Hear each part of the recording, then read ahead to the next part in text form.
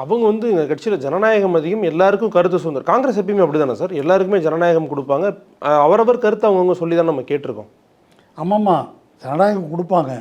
ஜனநாயகத்தின் அடிப்படையில் என்ன கருத்து சொல்கிறாங்க, கூட்டணியை சீர்குலைக்கின்ற கருத்தை வந்து சொல்கிறாங்க. அது ஜனநாயக உரிமையா? இப்போ திரும்ப திரும்ப தலைமையிலேருந்து நாங்கள் தான் பேசுவோம், யாரும் பேசக்கூடாதுன்றாங்க.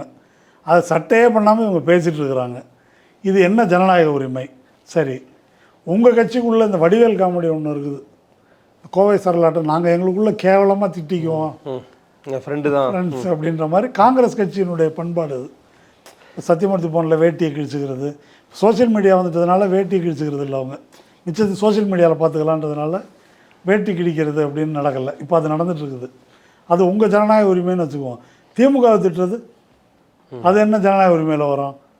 நீங்கள் அதை பேசுகிறீங்க மாவட்ட செயற்குழு கூட்டத்தில் அப்படின்னா அதுக்கு என்ன பொருள்?